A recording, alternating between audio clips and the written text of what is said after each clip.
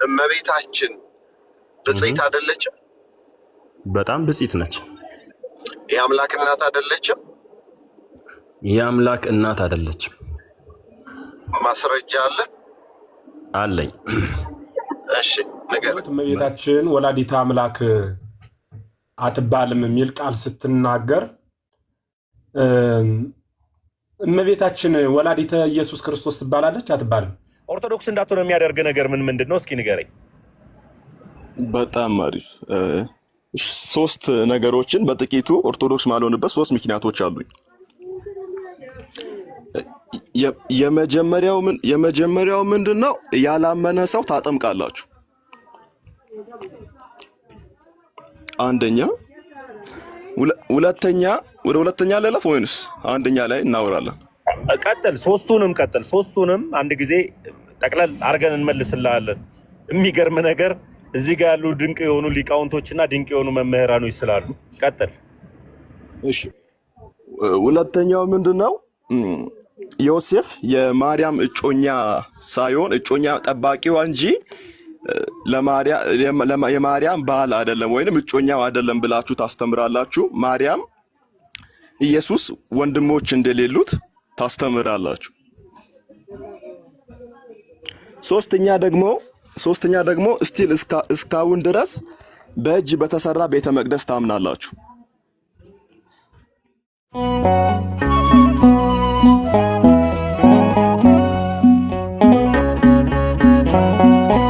እመቤታችን ብጽዕት አይደለችም? በጣም ብጽዕት ነች።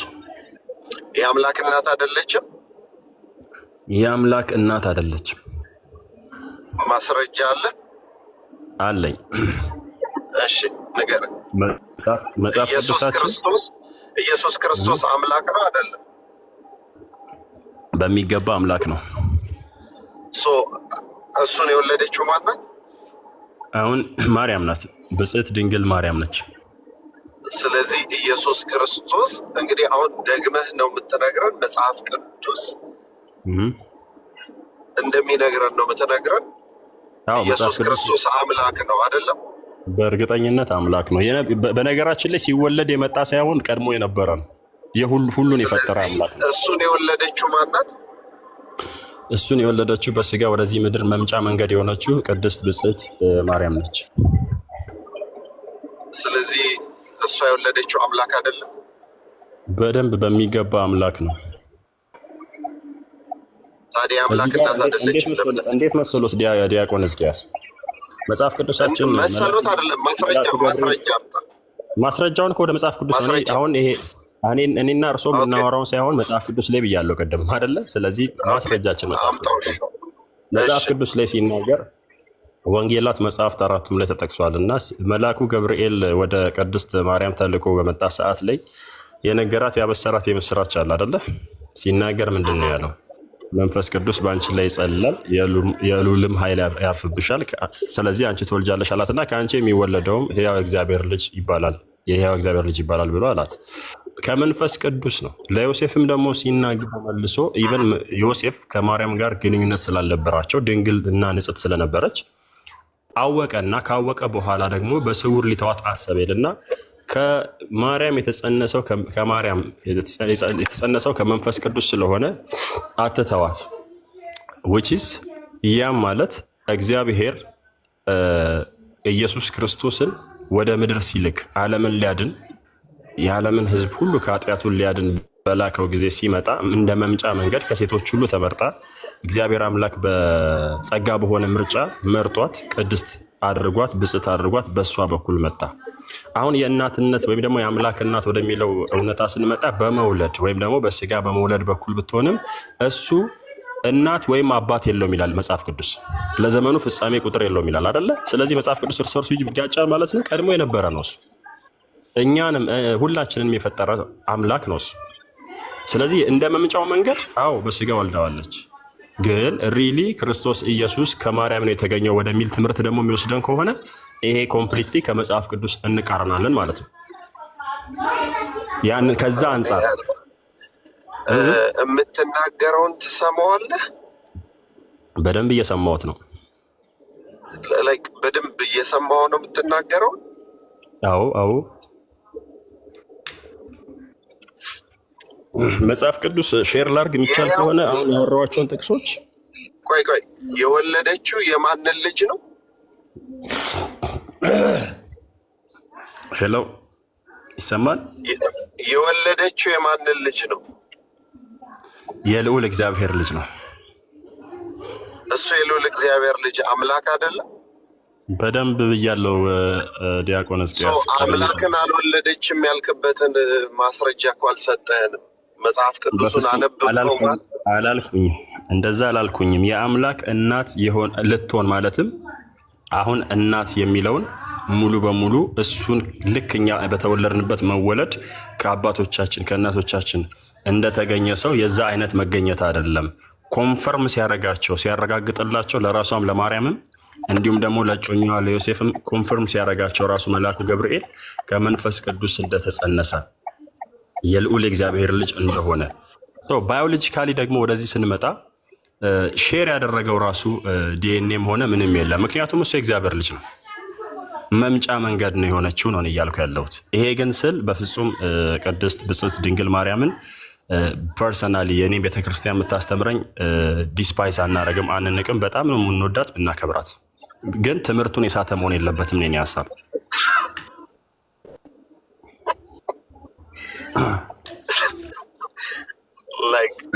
አያስቅም። ያው መጽሐፍ ቅዱስ የሆነ እናውራና ለዚህ ነው ቅድምም መጽሐፍ ቅዱስን ቤዝ እናርግ ያልኩት ለዚህ ነው። አይ መጽሐፍ ቅዱስን እኮ እንደ ራስህ ተረጎምከው። እንዴት አድርገን መጽሐፍ ቅዱስ ላይ እናወራ? ከተሳሳትኩኝ እታረማለሁ። ደንዳና ማንነት እንዲኖረኝ አልፈልግም። ግን እኔ መጽሐፍ ቅዱስ እንደሚናገረው ነው የተናገርኩት። ትንቢተ ኢሳይያስ ምዕራፍ 7 ላይ ምንድን ነው የሚለው?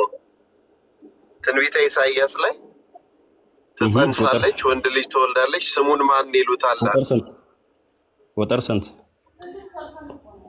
ቁጥር 14 ላይ ትጸንሳለች፣ ወንድ ልጅ ትወልዳለች፣ ስሙን ማን ይሉታል?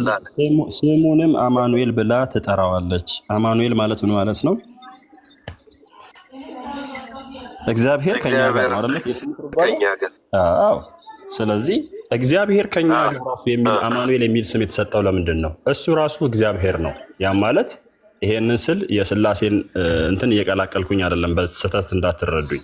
ስለዚህ ከአብ ጋር የነበረ ያለ የሚኖር የነበረ አምላክ ከሆነ አምላክ ከሆነ ኢየሱስ ክርስቶስ የወለደችው ኢየሱስ ክርስቶስን ከሆነ ወላዲታ አምላክ የማትባልበት ምክንያት ወይም የአምላክ እናት የማትባልበት ምክንያት ምንም አላስረዳህንም።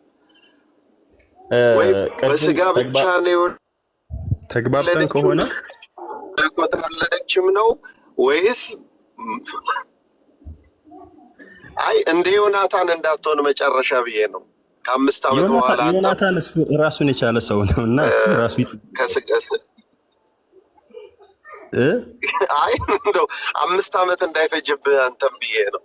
ስለዚህ በፍጹም ኤልሳቤጥ እንኳን የማን እናት ነው ያለቻት? ወደ እሷ ስትመጣም በቤታችን አንዴ ዕብራውያን ምዕራፍ 7 ይልካል። እኔ እየነዳው ነው ተሙ። እሺ አይ እሺ አንድ ሰው ደርሷል። መመሪያ ፍሬም አሉ። መመሪያ ፍሬም አሉ። አንድ ሰው እሺ ከፍትልኛል ዕብራውያን 7ን ከእናንተ ይቅርታ ከፍትልሃለሁ። ቆይ መምህርዬ ይቅርታ በጣም አባቴ። ምን ያስገለፍጣል ገሊላ? ምን ያስፍላል? እየነዳው ነው ካሉ መምህር አሉ፣ መጋቢ አዲስ አለ፣ እኔ አለው፣ ኬሮብ አለ፣ አባቤ አለ። ምን ያስገለፍጣል? እስኪ እየነዳው ስለሆነ ነው እኔ መጽሐፍ ቅዱስ እኮ ገብቶኛል። ቆይ ዲያቆንዬ ችግር የለውም። አይ ለሱ ነው እንጂ አገለፋፈጥ ገርሞኝ ነው እንጂ ንገረኝ እስኪ ገሊላ። የአንድ የጥቁር አፍሪካዊ ሃይማኖት እየተከተልክ ያስቃል? በልክ እኮ ማውራት እኮ ያልፈለግነው እኮ ለምን እንደሆነ ልንገርህ። የናይጄሪያዊ ጠንቋይን ሃይማኖት እየተከተልክ ሌላ አያስብልም። መጽሐፉን ክፈትልን ነው የሚያስብለው። ያኔ ይከፈትልሃል። ዝም ብለህ እንዳትስቅ። መምህር ይቅርታ፣ ይቀጥሉ መምህር ኤፍሬም። አይ ግድ የለም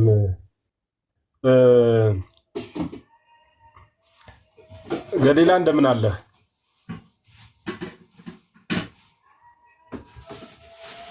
ሚዩትን አንሳ ገሊላ።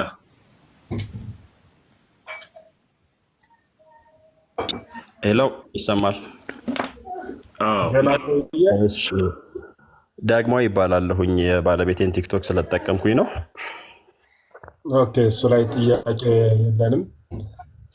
ደስ ያለን ስም የመጠቀም መብት አለ። ኧረ ችግር የለውም። እኔ ስሜ ነው፣ ዳግማዊ ይባላለሁ። ከዚሁ ከሐዋሳ ነኝ። ይሁን። አንተ ጋር ነው ጫጫታ? ይሰማል ጫጫታ እኔ ጋር? ኦኬ፣ ድምፅ አለ እንግዲህ። እሺ፣ አንተ ጋር ነው ዳንኤል። እንትን ለማለት ሞክራለሁ። እሺ፣ ሜይ ቢ ውጭ ያሉ ሰዎች ናቸው፣ ይቅርታ። እመቤታችን ምን አትባልም? ምን ያልከው ነበር? እመቤታችን ወላዲተ አምላክ አትባልም የሚል አቋም አለ? አዎ፣ ይሄ ማለት ቅድም ብያለሁ፣ ኔጌቲቭሊ እንደማትረዱኝ ተስፋ አደርጋለሁ። ቦታዋን ስፍራዋን ከማውረድ አንጻር አይደለም። ኖ ቆይ፣ ስለ ክብር አይደለም አሁን የምናወራው። እሺ፣ ስለ ድርጊት ነው እንጂ ክብር አይደለም። ክብርና ድርጊት ይለያያል። ልክ ነው። አሁን እኔ እያልኩ ያለሁት እመቤታችን ወላዲተ አምላክ አትባልም የሚል ቃል ስትናገር እመቤታችን ወላዲተ ኢየሱስ ክርስቶስ ትባላለች አትባልም?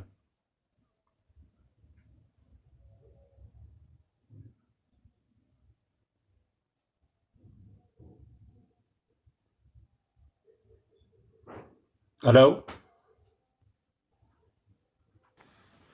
ዳጊ ቀጥል እንጂ እያናገሩ እኮ ነው ዳጊ። አይቴ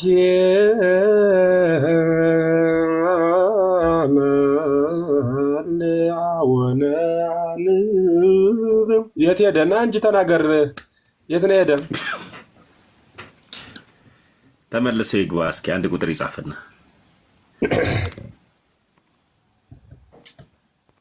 እሺ፣ አንድ ቁጥር ይጻፍና አንድ ቁጥር ጻፍልን መልሰን። ከዛ በኋላ መምህር በደንብ ይሄዱበታል።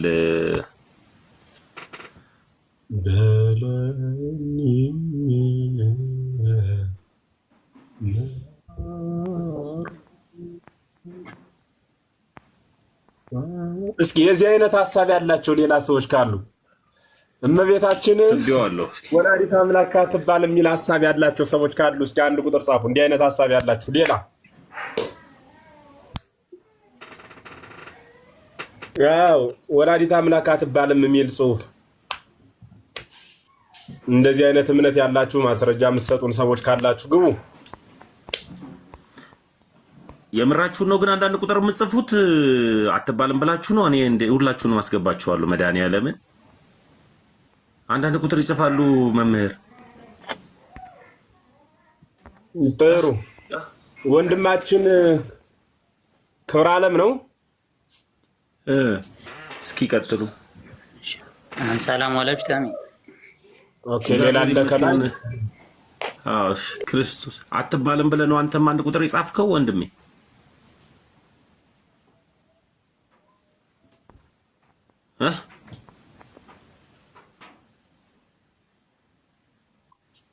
እኔ እኮ ገብተው እኮ ዝም የሚሉ መምህር እኔ ጋ ነው ኔትወርኬ ወይስ እነሱ ጋር ነው? አረ እኛ ጋማ ይሰራል። እንግዲህ ምናልባት እነሱን ምን እንደነካቸው እንጃ። እሺ መልካም። ሰላም፣ እንዴት ነው? ደህና ነህ? እንዴት ነህ ወንድማችን? ደህና ነኝ፣ ክብር ይሁንለት። እንዴት ናቸው? በጣም መልካም። ይቅርታ፣ እኔ ግን ኦርቶዶክስ ለምን አትሆንም በሚለው ላይ ነበር ላወራ ያሰብኩት። ወላዲተ አምላክ አትባልም ብለህ ታምናለህ? ይቅርታ አሁን ለዛ ብዙም እውቀቱ የለኝም። ኧረ እውቅና በማላውቀው ነገር ላይ አላውቅም። ማውራት አልፈልግም። እድሜ ይስጥ። ቆይ ሚውት አድርግ፣ ሚውት አድርግ፣ ሚውት አድርግ። ጥሩ ላይ የገባው ወንድማችን ወላዲተ አምላክ አትባልም ብለህ ነው የምታምነው?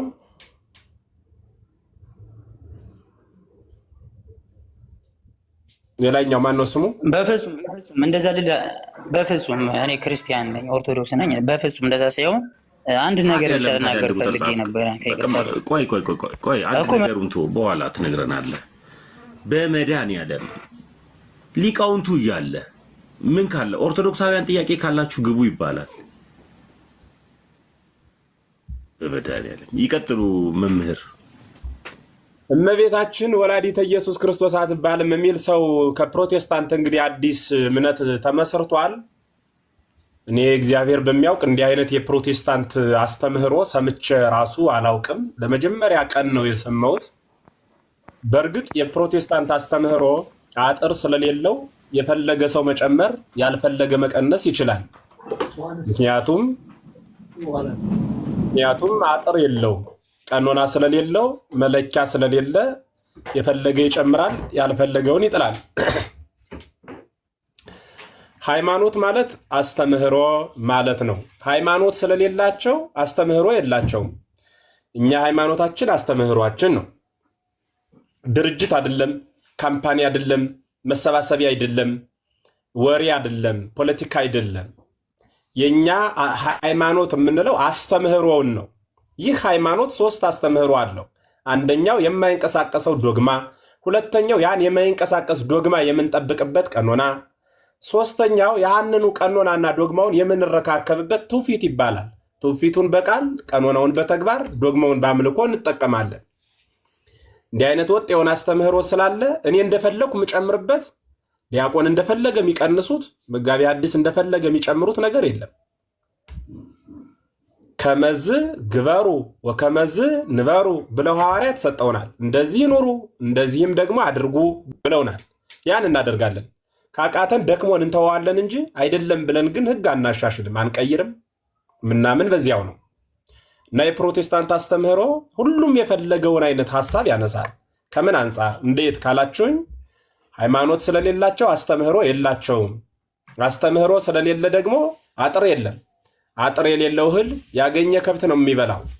አጥር የሌለው ቤት ሁሉም ነው የሚጠጋበት። ይህም ደግሞ የፈለገ ሰው ይጠጋበታል። ፖለቲከኛውም ይጠጋበታል፣ ወዘተ ልትወዛ ላይ እና በመጀመሪያ እንዲሁ ፕሮቴስታንትም ኦርቶዶክሳውያንም አንድ ትልቅ ምስጢር ማወቅ መቻል ያለባቸው ራሱን የቻለ የነገረ መለኮት አስተምህሮ አለ። በዚያ ልክ ተምሮ ነው ይህ ቃል የሚነገረው። መለኮት ግዙፍ ያልነበረ ምሉ የሆነ ረቂቅ የሆነ የሚወስን፣ የሚገዛ፣ የሚመክር፣ የሚገስጽ፣ የፈጠረ፣ የሚመግብ፣ የማይታይ የማይታየው የማይታይ ስለሆነ ሳይሆን የሚያይ አቅም ያለው አይን ስለሌለ እንዲህ የነበረው መለኮት ግዙፉን፣ ውስኑን፣ የሚራበውን፣ የሚጠመውን፣ የሚደክመውን፣ የሚሞተውን፣ የሚበሰብሰውን ስጋ በድንግል ማኅፀን ያለማንም አስገዳጅነት በፈቃዱ መጦ ገንዘቡ አደረገ። መለኮት በስጋ ገንዘብ መለኮት መጦ በምድር ተመላለሰ። ስጋ ደግሞ በመለኮት ገንዘብ በኪሩቤል ጀርባ ተቀመጠ። ኢየሱስ ማለት ሰውና አምላክ ማለት ነው። እና የሚለውን እንተወውና ሰው የሆነ አምላክ ማለት ነው። ኢየሱስ ማለት ሰውነቱ ያልጠፋበት አምላክ፣ አምላክነቱ ያልጠፋበት ሰው፣ ሰውነትን በአምላክነት አምላክነትን በሰውነት በተዋህዶ የያዘ እርሱ ኢየሱስ ይባላል። የትና ከየት የተገኘ ካላችሁ ከድንግል ማኅፀን 9 ወር ከ5 ቀን ተጸንሶ በበቅል ህቀ ተብሎ በየጥቂቱ ያደገው ግዘ ሕፃናትን ያላፋለሰው ጡት እየጠባ አንበ እመ እያለ ያደገው እርሱ የማርያም ልጅ ኢየሱስ ክርስቶስ ይባላል። ኢየሱስ ክርስቶስ የሚባል ከድንግል ማርያም በፊት የለም፣ አይታወቅምም። ለምን ካላችሁ ኢየሱስ ማለት መድኃኒት ማለት ነው። መድኃኒት ደግሞ መድኃኒት የሚሆነው ተቀምሞ ነው። ከሁለት ወይም ከሶስት እጽ ተቀምሞ መድኃኒት ይባላል። ኢየሱስም ከመለኮትና ከትስብእት ሲቀመም ኢየሱስ የሚባል ስም ወጣለት። ከዚያ በፊት መለኮት ይባላል፣ ገዢ ይባላል፣ እግዚአብሔር ይባላል፣ አምላክ ይባላል እንጂ ስጋ አይባልም። ስጋም ሩቅ፣ ውዱቅ፣ ታማሚ፣ ርሁብ፣ ጽሙ፣ በደለኛ ነበር የሚባለው። እንዲህ የሚባለውን ስጋ ነሳና ተዋህዶ አከበረው። አክባሪው አብ ወልድ መንፈስ ቅዱስ፣ ከባሪው ስጋ ክብር መሆን ወልድ ይባላል ማለት ነው። ይሄንን ተማሩ እወቁ። ለዚህ መጽሐፍ ቅዱስ ጥቀስልኝ ካልኸኝ ድንግል ማርያም ወላዲት አምላክ አትባል የሚል ጥቅስ አምጣልኝ ነው ጥያቄ። ለዚያ ከሌለህ ይህን ተቀበለኝ። ምክንያቱም ትውፊታዊ አስተምህሮ መጽሐፍ ቅዱሳዊ መረጃው ይህ ስለሆነ ነው ማለት ነው። ስለዚህ ቀጣዩን ደግሞ እስኪ መጋቢ አዲስም ተወያዩ፣ እንደየአስፈላጊነቱ ሀሳብ እንሰጣለን። ይቀጥላሉ። ቆይ መምህር እርሶ ይቀጥላሉ። መጋቢ አዲስ ቴሌ ስለሆነ አሪፍ ቦታ አይደለም እናንተ እያላችሁ እኔ ስለማላወራ። ክብሮም እንኳን ደህና መጣ። እንኳን ደህና ቆያችሁ። የት ቤተ እምነት ነህ? እኔ የእውነት መንገድ። የእውነት መንገድ ባለራዕይና መስራቹ ማን ነው? የእውነት መንገድ ባለራዕይና መስራቹማ ኢየሱስ ክርስቶስ ባላደራ ነው ያለው። እሺ ባላደራውና መስራቹ ማን ነው? ባላደራው ፓስተር ጆን ይባላል። ፓስተር ጆን ኢትዮጵያዊ ነው? ኢትዮጵያዊ እሱ ነው ሁሉንም ነገር ሊድ የሚያደርገው ፓስተር ጆን። መልካም። የፓስተር ጆን ሃይማኖት ከተመሰረተ ስንት ዓመት ነው? መቼ ዓመተ ምህረት ነው የተመሰረተው?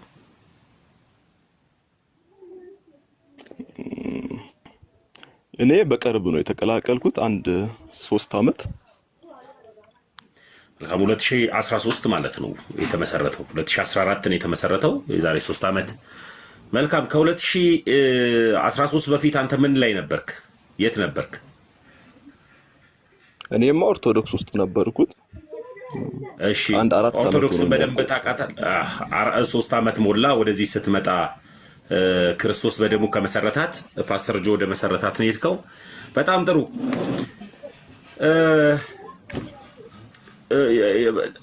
እንዴት ኦርቶዶክስን አውቃት ነው የወጣው ወይስ ሳታውቃት ነው የወጣው? ወደዚህ ወደ ፓስተር ጆ ሃይማኖት ስትመጣ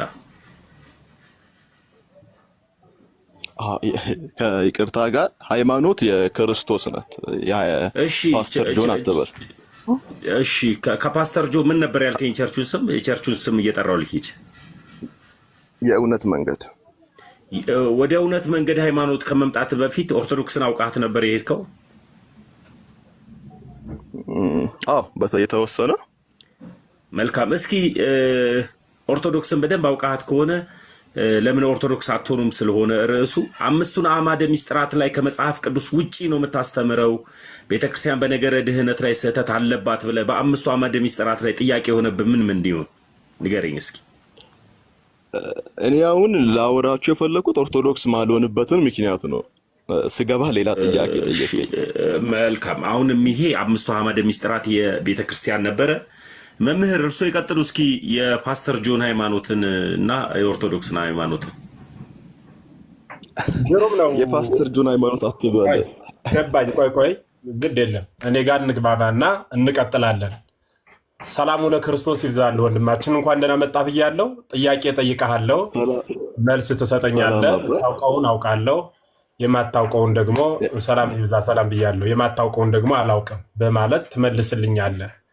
ስም ማን ነው ስለ 12 ዓመት ነው አይነት ሀሳብ እንዳይመጣ። ብዙ ጊዜ ከፕሮቴስታንት እንዲህ አይነት ዙር መልስ የሆኑ ማብራሪዎችን ስለምሰማ ማለት ነው። አሁን ወደ ጥያቄው እንሄዳለን። ኦርቶዶክስ የማትሆንበት ምክንያት ምንድን ነው ከማለቴ በፊት እኔ ኦርቶዶክስ ነኝ። ስለ ኦርቶዶክስነቴ ጥያቄ መጠየቅ ትችላለህ።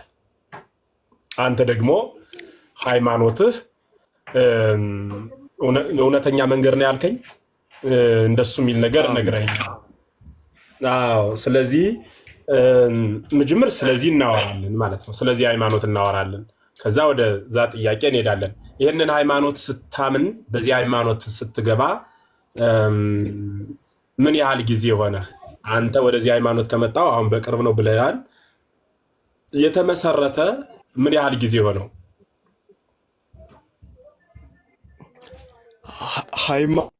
ሃይማኖት ይመሰረታል እንደ ከይቅርታ ጋር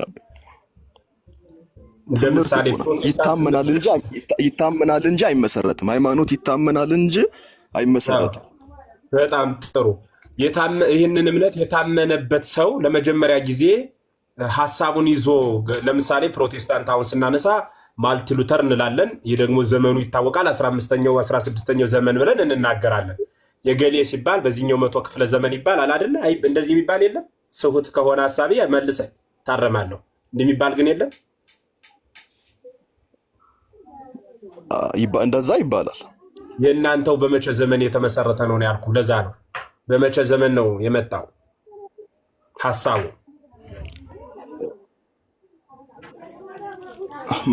እስኪ በደንብ ግልጽ ሀሳቡ ማለት ግልጽ ላድርገው። ሀሳቡ የነበረ ነው። ከመቼ ጀምሮ የመጣ ነው? ትምህርቱ የነበረ ነው። እውነት ነው። ትምህርቱ የነበረ ነው። ቅዱሱ የነበረ ነው። ግን ኦርቶዶክስም ትክክል አይደለችም። በዚህ አይነት ሀሳብ አላት። ይሄ ፕሮቴስታንቱም እንደዚህ አይነት አለው። መካነ ኢየሱስም እንዲህ ናቸው። ስልምናውም እንደዚህ ነው። ትክክለኛው እንደዚህ ነው ብሎ ትክክለኛ ነው ብሎ የተነሳችሁበት ዘመኑ ከመቼ ዘመን ጀምሮ ነው? ኦኬ ወደ የሉተርን ነው እያወራኝ ያለው አባ። የሉተርን አሁን እኔ ያለሁባትን ቤተክርስቲያን እኔ ያለሁባት እኔ ወደዛ ጆይን አድርጌ ነው ጆይን ያደረኩት። ምናልባት ቤተክርስቲያን በቅርብ ነው። አይ ቲንክ 3 ዓመት ይሆናታል እኔ ያለሁበት ክፍለ ሀገር ላይ አገልግሎት ከጀመረች። ብዙም አቆ ነገር የለም ግን 3 ዓመት። ትምህርቱ ግን ቀድሞ የነበረ ነው። አሁን ጉዳዩ መሆን ያለበት ትምህርቱ ላይ እንጂ ከነማን ቤተ እምነት ነው ትምህርቱ ቀድሞ የነበረ? እነማን ሲያስተምሩት ነበር ትክክለኛውን ትምህርት? ከዛ በፊት አባቶች ትምህርቱንማ ኢየሱስ ለሐዋርያት አስተማረ። ሐዋርያት ለአባቶች አስተማሩ። ሐዋርያት ጋር የነበረ ትምህርት ነው፣ ቀድሞ የነበረ ትምህርት። አባቶች እነማን ናቸው? አባቶች ለምሳሌ ሐዋርያት ያስተማሯቸው እነ ፊሊፕ፣ እነ ጢሞቴዎስ እሱ አንደኛው ምዕተ ዓመት የነበረ ነው። ከዛ በኋላሳ በነማን እያደረገ መጣ? ምንጭ መቼም አለው። ምንጭ የሌለው ውሃ የለም አይደል? ከሆነም በሽታ ነው የሚሆነው። ኩሬ ስለሚሆን ምንጭ አለው። ምንጩ ሐዋርያት ለሰባ አርድእት አሁን ጠቀሳቸው እነ ጢሞቴዎስ አለ። ከዛ እንዲያለ ይሄ በአንደኛው 100 ክፍለ ዘመን የነበረ ሐሳብ ነው የምትነግረኝ። ከዛ ቀጥሎ በማን እያደረገ መጣ? እየተወራረደ መጣ። ቀጥሎ ባሉት አባቶች መንፈስ ቅዱስ አስቀጠለ፣ እኛ ጋር ደረሰ። እነማን ናቸው እነዛ ቀጥሎ ያሉ አባቶች? የትኛው ቤተ እምነት ላይ፣ የትኛው አስተምህሮ ላይ፣ ወይም ደግሞ የትኛው ተቋም ላይ? ተቋም አለ አይደለ? የፕሮቴስታንት የምንለው፣ መካነ ኢየሱስ የምንለው፣ ስልምና የምንለው፣ ኦርቶዶክስ የምንለው ተቋም አለ። በየትኛው ተቋም እያደረገ መጣ? ከእናንተ ደረሰ? ኦኬ እሺ፣ በኦርቶዶክስ ለባለ ችግር ልበለሽ። ኧረ ኖ ልበል። በስምምነት አይደለም እንደሱ ብለህ ብታምንልኝ ለእኔ ምን ይሰራል? ያ በየትኛው ነው? ትክክለኛው ጥያቄ እኮ ነው የጠየቁ። ፋክቱን ነው መመለስ። የሚያታውቀው ከሆነ ይቅርታ፣ አላቅም ማላቆን አውቃለሁ ማለት አልፈልግም። አላቅም። እኔ አሁን ለምን ኦርቶዶክስ አትሆንም ለሚለው ነው ላወራ የፈለኩት። ቆይ እሰጥሃለሁ። እሱን ሀሳብ በደንብ ትናገራለህ። አሁን ግን እኔ በየትኛው በኩል አድርጎ የመጣ ወንጌል ነው ይዘሃል እጅህ ላይ? አሁን አንተ የምታምንበት ቀጥተኛ መንገድ ብለህ የምታምነው ማን የሰጠህ ወንጌል ነው? በየትኛው መስመር አድርጎ የመጣ ወንጌል ነው? እሱን ካላወቀው የያዝከው ጋዜጣ ሊሆን ስለሚችል ምጅምር ስለ ኦርቶዶክስ የማትሆንበት ሀሳብ ከመከራከር በፊት ስለ መጽሐፍ ቅዱስ ራሱ ስለራሱ ማወቅ ይጠይቃል። በየት እያደረገ እየወረደ መጣ? ዝም ብሎ እንደ ስልምና ከሰማይ ወረደልኝ አትልም። መቼ መጽሐፍ ቅዱስን ያለ እኔ እኮ አይጠቅመኝም እኮ እንዴ። ሰዎቹ ማውቁ አይደል ትምህርቱን መቀበል እንጂ የሚጠቅመኝ ሰዎቹ ማውቄ እኮ ህይወት አይሰጠኝም። ትምህርቱን ማመኔና መቀበል ነው ህይወት የሚሰጠኝ። ትምህርቱ ልክ ለመሆኑ በምን እናረጋግጠው? በመንፈስ ቅዱስ። መንፈስ ቅዱስ የት ላይ አለ? ምን አደረገልህ አንተ ላይ መጣው መንፈስ ቅዱስ? በልቤ አለ። የእግዚአብሔር ልጅ መሆኔን ቃል እውነት መሆኑን መንፈስ ቅዱስ ይመሰክርልኛል። በልብ ያለ መንፈስ ቅዱስ ልቤ ውስጥ አለ የሚባል ይኸው ልብ ገልጠን ስለማናይ መንፈስ ቅዱስም ስለማይዳሰስ ለእኔ እሱ መሸሸጊያ ሆኖ ነው የሚታየኝ እንጂ መንፈስ ቅዱስን ያንተ ልብ ውስጥ አለ ብዬ አላምንም። እንዲያብሎ የሚያምን መንገድም የለኝም። መጽሐፍ ቅዱስ ያስከው መጽሐፍ ቅዱስ እኔን ራሴንም እንዲያብለ ማመን ትችላለህ። እኔን ራሴንም እኔ ልብ ውስጥ አሁን እኔ ማይታይ ነገር ደብቄ እዚህ ውስጥ ይኖራል ብዬ ሰው አላሳምንበትም። ምን ወይ ፋክቱን ስለሆነ በአይናችን የምናየው በእጃችን የምንጫብጠው የሚዳሰስ ሐሳብ ነው የምናወራ፣ የሚዳሰስ ሐሳብ። ምክንያቱም ስለ እምነት ብናወራ የማይዳሰስ ነው። ወደ እምነት ለመሄድ ምጅምር መጽሐፍ ቅዱስ ላይ መግባባት ቀዳሚው ነው። መጽሐፍ ቅዱስ ለመሆኑ ወይም መጽሐፍ ቅዱስ መጽሐፍ ለመሆኑ ማስረጃ ምንድን ነው? የሰጠህ ማን ነው? የምትነግረን ሃይማኖት መስራቹ ክርስቶስ ነው ብለህ ካመን ከክርስቶስ በሐዋርያት በደንብ እያደመጥከኝ መልስ ለመስጠት እያሰብክ አትቆይ፣ ለመረዳት እያደመጥ ቆይ። ብዙ ሰዎች የማይግባቡት መልስ ለመስጠት ነው እንጂ የሚያደምጡት ለመረዳት አይደለም። አንተ ግን ለእኔ መልስ ለመስጠት ሳይሆን ለመረዳት አድምጥ። ግድ የለም የጆሮ ደግነቱ አለመሙላቱ አይደል የሚሉ አገው ጆሮ እንደሚሞሪ ፉል ስለማይል ያደምጡበት። እንዴ ተናገር፣ ሐሳብ ቀጥል። መጽሐፍ ቅዱስ ትክክለኛ ለመሆኑ ማስረጃነቱ እኔ ከሰው አልጠይቅም።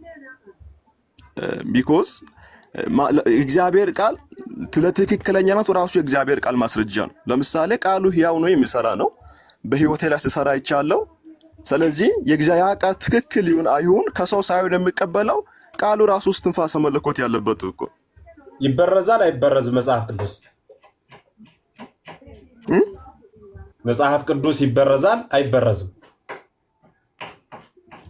አሁን እኮ ማለት ይበረዛል ማለት አሁን እኮ ያሰኛል። እንዴት ይበረዛል አይበረዝም ለሚለው ጥያቄ እኮ መልስ ነው የሚሰጥ። አሁን እኮ የሚል ሐሳብ ምን አመጣው? አሁን እዚህ ጋር መጽሐፍ ቅዱስ ይበረዛል አይበረዝም? ይሄ እኮ ቀላል ነው አይደል? ይሄ ጥያቄ አይ አልገባኝ። መበረዝ ማለት መጨመር ማለት ነው። መጨመር መቀነስ ማለት ነው። መበረዝ ማለት መደበኛ ተፈጥሮውን ማስለቀቅ ማለት ነው። አዎ በኦርቶዶክስ ተዋህዶ ቤተክርስቲያን ያው ተጨምሯል። ማን ነው የተጨመረው? ለምሳሌ ከ2000 ዓመተ ምህረት በፊት የነበረውና በ2000 ዓመተ ምህረት የታተመው መጽሐፍ ቅዱስ ልዩነት አለ። እኔ ያልኩት መጽሐፍ ቅዱስ ይጨመራል አይጨመርበትም እንጂ ኦርቶዶክስ ወይም ደግሞ ፕሮቴስታንት የሚል ቃል አልተጠቀምኩም። ካመጣኸው ግን ወደኋላ መለስበታለሁ።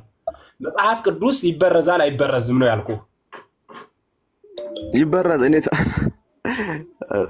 እየተግባባን እኮ አይደለም። ንግግሩም የገባኝ አይደለም ከጥያቄው ጋር። ለምን በጣም ቀላል ጥያቄ ነው። አይዞህ አትጨነቅ። ካላውቅም ማለት ኃጢአት አይደለም። በጣም ቀላል ጥያቄ። መጽሐፍ ቅዱስ ላይ መጨመር መቀነስ ይቻላል ወይ እኮ ነው ጥያቄው። ለዚህ መልስ ለመስጠት እንደ መደበቂያ ሐሳብ ጨምሯል። ይጨመራል በእና ይሄ ቀላል ነው። አንተ በያዝከው መጽሐፍ ቅዱስ ላይ ላለመጨመሩ ማስረጃ ምንድን ነው?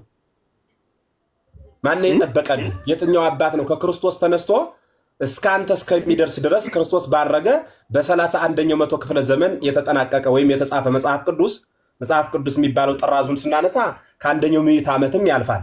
በጥቅሉ ግን መጽሐፍ ቅዱስ የሚባለው እንደ መጽሐፍ ቅዱስ ተጽፎ ከተጠናቀቀ ወደ 1900 ዓመት ሞልቶታል። ለ1900 ዓመት መጽሐፍ ቅዱስ ለመሆኑ ላለመበረዙ ጠብቆ ያስረከበ ማን ነው ማለት? አባቶችህን እኮ ንገረኝ አልኩህ። አባቶችህ በየትኛው አልነገረኝ አልህ እኮ። አባቶችህን ንገረኝ ስለ ከርክና የዛሬ 2000 ዓመት ተቀመጥህ። ከዛሬ 2000 ዓመት ጀምሮ በዚህ ውስጥ ያመጣልህ ማን ነው ለአንተ? አባቶቼ ያልኩት እኮ ነው። በስም አላውቃቸውም ግን አባቶቼ ናቸው። በጣም ጥሩ። አየህ፣ በስም የማይታወቅ አባት ከሆነ ይህ አባት በርዞት ሊሆን ስለሚችል ቃሉን ከአንተ ጋር መጽሐፍ ቅዱስን መሰረት አድርጌ እኔ አልወያይም። ምናልባት ሌሎች መወያየት እና መግባባት የምትችሉ ከሆነ አንተ ጋር ውይይት ይደረጋል። እኔ ያው መጽሐፍ ቅዱስ ስለመሆኑ ከየትኛው ቤተ እምነት እንዳገኘው ማስረጃም ስለሌለ እዛም ላይ እስኪ ልጆች ጋር አባቶቼ ሲል አባቶቹን አውቋቸዋል መጋቢ። ለዛ እኮ አላውቅም አለኝ እኮ አባት ይባል አላውቅም። ግን አባት ካላወቀ ታዲያ አባቶች ማለት የለበትም። እየነገርኩህ እኮ ነው። አባት አለ ከይቅርታ ጋር ቆይ፣ አባት አለ መንፈሳዊ አባት። ለምሳሌ ነገርኩህ እነ ጢሞቴዎስ አልኩህ እነ ቲቶ እያልኩህ እኮ አንተ እንዴ መልስ ዙሪያ ጥምጥም እየሄድን እኮ ነው። ዙሪያ ጥምጥም እየሄድን ስለሆነ አዳምጠኝ፣ ቆይ አዳምጠኝ፣ እያደመጥክ ችግሩ የፕሮቴስታንት ችግራችሁ ምላስና ጆሮ ሁለቱ አንድ ላይ ነው ያለ። የምትሰሙ የምትናገሩ በዛው ነው። አድመጥ የሚባል የለም። ቆይ አዳምጠኝ፣ መረዳት እንድትችል አድምጥ። ዘለፋ ይተዋ። እየዘለፉ እንዴ ላውራ? እኔ በትህትና እያወራሁ እኮ ነው። ታደምጠኝ ነበር እኔ በትህትና ማወራ። አላደምጥ ስትል እንድበሳጭ ትጋብዘኛለህ። አሁን ጥያቄ እኔ የዛሬ 2000 ዓመት ሂደህ ጢሞቴ እንዴ ስማ፣ እያደመጥክ እንዴ በህግ አምላክ እንጂ ትልቅ ሰው ጋር እኮ የምታወራ ክብርህን ጠብቀህ በደንብ አደምጥ እንጂ ምን ኃጢአት አለው? ስናገር አብረኸኝ አታወራ እያልኩ ያለሁት እኔ እነ ጢሞቴዎስና እነ ቲቶ ብለህ ሐዋርያው ቅዱስ ጳውሎስ መልእክት ለጻፈላቸው ሰዎች ነው የሄድከው። እኒህ ሰዎች የዛሬ 2000 ዓመት ናቸው ነው የምልህ። በእድሜ 2000 ዓመት ይበልጡናል። በእድሜ 2000 ዓመት ይበልጡናል። በእድሜ 2000 ዓመት ሲበልጡን በእነሱና በእኛ መሃል በጣም ብዙ ትውልድ አልፏል። ይህ ትምህርት ደግሞ በጣም ብዙ ጊዜ ተቃውሶ የተለያየ አስተምህሮ የያዘ ትውልዱ 47,000 የሃይማኖት ተቋማት ደርሷል። ከዚህ መካከል ያንተ ያስከው መስመር እውነተኛ ለመሆኑ ያስረከበህ አባት ማን ነው? በዝርዝር አስረዳኝ እኮ ነው ያልኩህ። ይህንን አላውቅም ካልህ ለማወቅ ተማር፣ ቁጭ በልና ተማር እናስረዳ። በየት አድርጎ በማን እንደመጣ መጽሐፍ ቅዱስን መሰረት አድርገን በማስረጃ። አይ እኔ ማስረጃ አለኝ አቀርብላችኋለሁ አልማርም ካልህ ደግሞ ከክርስቶስ ተነስተህ እስከ አንተ ድረስ መጽሐፍ ቅዱስን ያመጣልህን አባት ትውፊታዊ ማንነቱን በጠበቀ ባልተቃወሰ መልክ አስረዳኝ። ልማር፣ ቁጭ እየማራለሁ እኔ። ካላወቅ አላውቅም በል፣ ካወቅ አውቃለሁ በል አስረዳ። ካላወቅ ላስረዳህ አድምጥ፣ ካወቅ አስረዳኝ ላድምጥህ ነው የኔ ሀሳብ። ምክንያቱም የትኛው አባት ነው ለምሳሌ በየዘመኑ እየተቀነሰ መጽሐፍ ታሪክ የምታነብ ከሆነ 47,000 የሃይማኖት ተቋማት ደርሷል። ከዚህ መካከል ሁሉም የኛው ትክክል ነው ብሎ ይዟል። የአንተ ሀሳብ ከክርስቶስ የተነሳ ያልደፈረሰ ምንጭ አማናዊ ህይወት እየተንቆረቆረ ከአንተ ለመድረሱ ማስረጃ ምንድን ነው ሚል የኔ ጥያቄ ነው። ለዚህ ጥያቄ አባቶች አልኸኝ። አባቶች እነማን ናቸው? እነ ጢሞቴዎስ። እነ ጢሞቴዎስማ 2000 ዓመት አለፋቸው። አሁን እኔ 2000 ዓመት ያለፋቸውን ሰዎች እንድጠቅስልኝ ሳይሆን መልካም እኛም እናመሰግናለን። ይቅርታ አንዴ ጥያቄው እኮ እኔ ለመማር አይደለም። ኦርቶዶክስ ለምን ኦርቶዶክስ አትሆኑም ለሚለው ጥያቄ ነው የገባሁት። እኔ አዳምጠኝ፣ አንድ ጊዜ አዳምጠኝ። መምህርን ማዳመጥ አለብህ። ገብቶሃል? እያዳመጥካቸው አይደለም መምህርን። የእሳቸውን ሀሳብ ከጨረስክ በኋላ ቀጥል ሲሉ ትቀጥላለህ። እሳቸውም ደግሞ አንተን ያዳምጠዋል። አፋቸው ላይ ግን ስትቆም ግን እኛ ህፃናቶች አይደለንም። የህፃናት ጨዋታ አይደለም የምንጫወተው። እና መምህር ይቀጥሉ።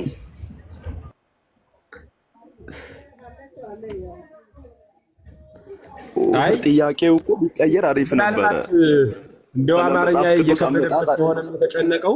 እስኪ በሐሳቡ ልክ ወረድ ብላችሁ እነ ወንድማችን መምህር ልደት ሌሎቻችሁም ስላላችሁ በደንብ እንዲህ አይነቱ ጋር መግባባትም ስለምትችሉ ብዬ ስለማስብ እስኪ አውሩት ደግሞ እናንተ ጋር። ምናልባት የአንዱ ሐሳብ ከአንዱ ሐሳብ በጣም ግልጽ የሆነ አማርኛ ነው ማወራውና አባት የሌለው ልጅ ዘር ለመቁጠር ያስቸግራል። ስለዚህ እኔ ዘር ልቆጥር ነበር፣ የሃይማኖት ዘር ማለት ነው። የሃይማኖት ጉንድ እየቆጠርሁ ልመጣ ነበረ። በነ ጴጥሮስ በክርስቶስ በነ ጴጥሮስ በነ አትናቴዎስ ተነስቼ ልመጣ ነበር ወደ እኛ አሁን ወዳለንበት ዘመንና አባት የሌለውን ሰው የሃይማኖት ጉንድ ለመቁጠር ምቾት ስላልሰጠኝ ሌላ መግባቢያ መስመር ካለ ሞክሩ እስኪ እናንተ ጋር ጊዜ ልስጥ። ምኑን እንግባባዋለን? መምህር ኤፍሬም ሲጀምር አባት ጥራ ሲባል አባት የለው። አባት የሌለው ልጅ ደግሞ ሁሉም ደግሞ ዲቃላ ነው። ስለዚህ አባቱን ዘራረጉን ማያውቅ ከሆነ በዚህ ላይ ደግሞ ገና 3 ዓመቱ ነው። ጴንጤ ከሆነም ደግሞ ያለበትን ቤተ እምነት ደግሞ የ3 ዓመት ሃይማኖት ነው ያለው። እኔ አንድ ጥያቄ ብቻ ልጠይቅ ክብሮም፣ እስኪ 5 አዕማደ ምስጢራት እስኪ ንገረኝ እስኪ ቤተክርስቲያንን የምታውቃት ከሆነ። ልደት ይቅርታ አድርግልኝና በደንብ እየተረዳዳን አይመስለኝም ይመስለኛል። እኔ ተመስገን ነኝ ማወራ በልደት ማወራ እኔ ተመስገን ነኝና እስኪ 5 አዕማደ ምስጢራት ንገረኝ። ተመስገን ቤቱ ያንተ ነው አይደል? አዎ የኔ ነው። በቃ በጣም አሪፍ። የጻፍከው ምን ብለን ለምን ኦርቶዶክስ አትሆኑም ለሚለው ጥያቄ መልስ እንድሰጣለህ ያስገባኝ። እኮ ጥያቄ ካስገባኝ በኋላ ለምን ሌላ ጥያቄ ትጠይቅ? ሌላ ጥያቄ መልስ እኮ ልመልስልህ ነው። ለጥያቄ መልስ ለመመለስ ኦርቶዶክስ ነበር ከዚህ በፊት ነገርኩህ እኮ ነበርኩ። ኦርቶዶክስን አውቃት ነው የወጣኸው? ትክክል አይደለችም ብለህ ነው የወጣኸው ወደ ፕሮቴስታንት ስትሄድ? እኔ ትክክል አይደለችም የሚለውን ታዲያ ልንገርህ። አንተ ጠይቀኝና ትክክል አይደለችም የሚለውን ልንገርህ። አንተ የምትለኝን እኮ ላላቅ እችላለሁ። እሺ መልካም። ቤተክርስቲያንን ሳያውቁ መውጣት ስህተት አይደለም። አውቆ ግን መመለስ ደግሞ የብልህነት ምልክት ነው። ኦርቶዶክስ እንዳትሆን የሚያደርግ ነገር ምንድን ነው? እስኪ ንገረኝ። በጣም አሪፍ። ሶስት ነገሮችን በጥቂቱ ኦርቶዶክስ ማልሆንበት ሶስት ምክንያቶች አሉኝ። የመጀመሪያው ምንድነው? ያላመነ ሰው ታጠምቃላችሁ። አንደኛ። ወደ ሁለተኛ ልለፍ ወይንስ አንደኛ ላይ እናወራለን? ቀጥል። ሶስቱንም አንድ ጊዜ ጠቅለል አድርገን እንመልስልሃለን። የሚገርም ነገር እዚህ ጋር ያሉ ድንቅ የሆኑ ሊቃውንቶችና ድንቅ የሆኑ መምህራኖች ስላሉ ቀጥል። እሺ። ሁለተኛው ምንድነው? ዮሴፍ የማርያም እጮኛ ሳይሆን እጮኛ ጠባቂዋ እንጂ የማርያም ባል አይደለም ወይንም እጮኛው አይደለም ብላችሁ ታስተምራላችሁ። ማርያም ኢየሱስ ወንድሞች እንደሌሉት ታስተምራላችሁ። ሶስተኛ ደግሞ ስቲል እስካሁን ድረስ በእጅ በተሰራ ቤተ መቅደስ ታምናላችሁ።